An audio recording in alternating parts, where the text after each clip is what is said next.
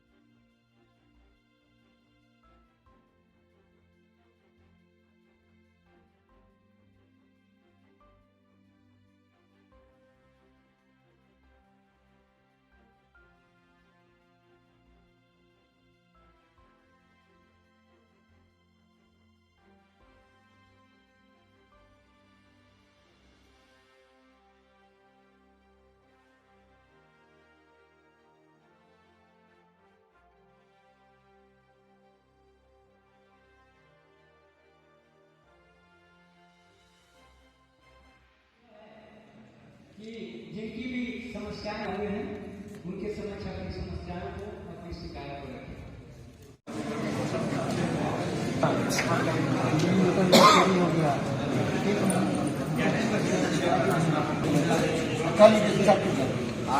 कर देंगे और वो अपना बड़ा दुकान चला रहा है कहीं पर। अब मेरा दुकान पे झूठ के आज फंसा है। संजीव कुमार मास्टर, लेकिन हम लोग के साथ फ्रॉडगिरी किया गया है। जब हम लोग पैसा मांगने गए तो लोग वो मतलब छुपने लगे, दिए नहीं। उसके बाद जब हम केस करने गए तो थाना से भी गए, पकड़ने को निकले तो नहीं आए।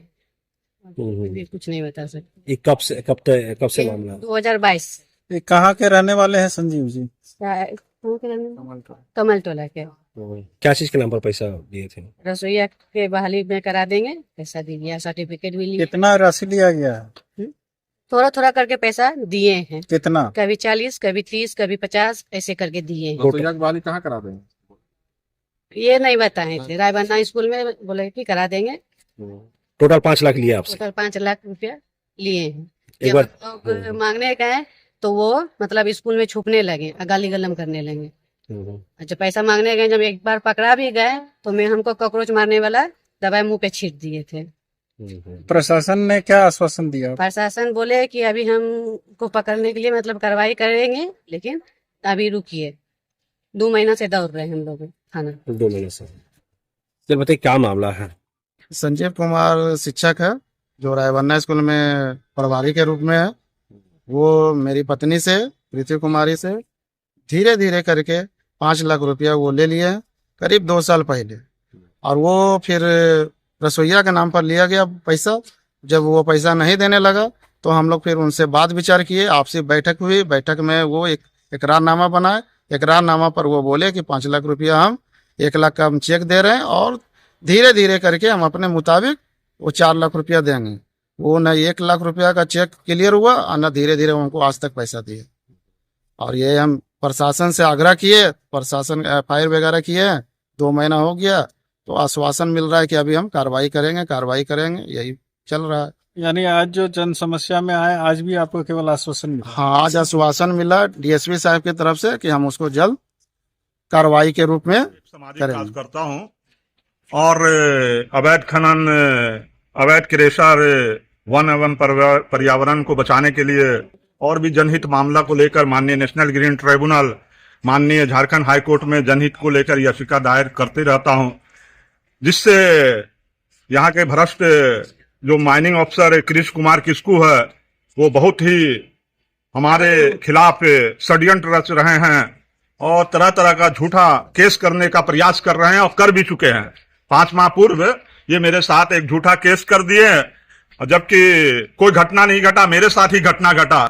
मैंने माननीय एसपी साहब को, केस के अनुसंधानकर्ता को, सुपरविजन अफसर को बोला कि मैं निर्दोष हूं, निष्पक्ष जांच, ईमानदारी पूर्वक जांच, बिना भेदभाव के जांच कर मुझे दोष मुक्त किया जाए। और इस दरमियान मैं कल माइनिंग ऑफिस जा रहा था अपने आवेदन के पर कार्रवाई के लिए। जब 2 सीढ़ी चढ़ा तो सीधे माइनिंग अफसर कृष्ण कुमार किस्कू उतरे और बोले कि तुम ऑफिस नहीं गुजरेगा और तुम इधर आया और भद्दी भद्दी माँ बहन लगा के गाली देने लगा और बोला कि तुम्हारा मर्डर करवा देंगे, तुम यहाँ से भाग जाओ। मैं बोला कि इसकी शिकायत मैं माननीय मुख्यमंत्री जी से, माननीय मुख्यमंत्री जी के, हेमंत सोरेन जी के विधायक प्रतिनिधि पंकज मिश्रा जी से करूंगा और पुलिस प्रशासन से भी करूंगा। तो वो आग बोला हो गए डीएमओ और मुझे धमकी देते बोले अभी तुमको बताता हूं, और ऊपर चढ़े और क्या क्या करने लगे। तो मैं वहीं पर से तुरंत माननीय एसपी साहब को, माननीय डीसी साहब को सूचना दिया कि ये माइनिंग अफसर देखिए सर मेरे साथ किस तरह से कर रहा है, जनता के मौलिक अधिकार का हनन कर रहा है। क्या जनता कोई ऑफिस में नहीं जा सकता है?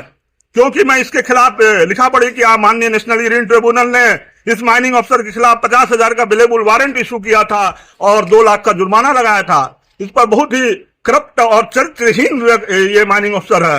कल मैंने दिया घटना, जब मुझे पता चला कि माननीय मुख्यमंत्री जी के निर्देश पर, माननीय डीजीपी के निर्देश पर शिकायत जनता दरबार लगा है, तो मैं आकर माननीय डीआईजी साहब को, माननीय एसपी साहब को आवेदन दिया है कि अगर मैं निर्दोष हूं तो मुझे जेल भेज दिया जाए।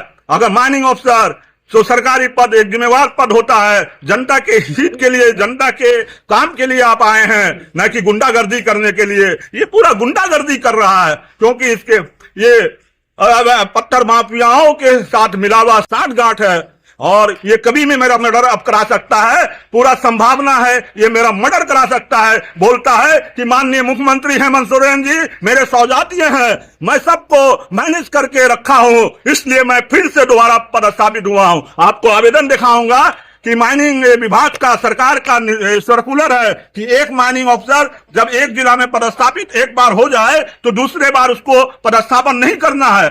मगर ये डीडीएम बन गए और ये डिमोशन करा के माइनिंग अफसर बन गए।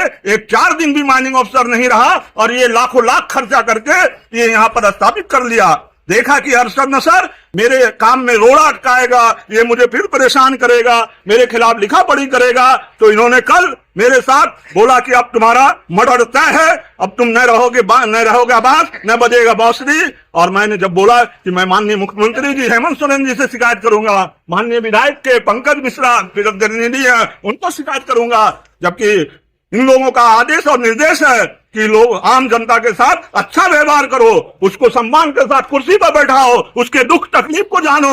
और ये सरकार को बदनाम कर रहा है ये माइनिंग अफसर, और ये चरित्रहीन है। इसका कुछ फोटेज आया है जो 2 नंबर लड़की के साथ ये शादीशुदा होके भी ये करैक्टरलेस है, ये पद के पर रहने लायक नहीं है, सरकारी सेवा पर रहने लायक नहीं है। ये पूरा सरकार पर भी नुकसान पहुंचा रहा है, सरकार के छवि को भी नुकसान पहुंचा रहा है। आज मैंने माननीय डीआईजी साहब को, माननीय एसपी साहब को आवेदन दिया हूं और कार्रवाई की मांग किया हूं कि ऐसे भ्रष्ट खनन पदाधिकारी कृष्ण कुमार किस्कू पर कार्रवाई हो और मुझे इंसाफ मिले, न्याय मिले। मुझे ये सरकार से उम्मीद है ये सरकार मेरे साथ इंसाफ करेगी और मेरे साथ साथ यहाँ तमाम लोग आए हैं, जनता जो पीड़ित है उनको भी इंसाफ मिलेगा। और अगर इंसाफ मिलेगा तो ठीक है, लोकतंत्र में जनता को बहुत ही संवैधानिक अधिकार है, उस संवैधानिक अधिकार की तरफ मैं अंतिम सांस तक लड़ूंगा।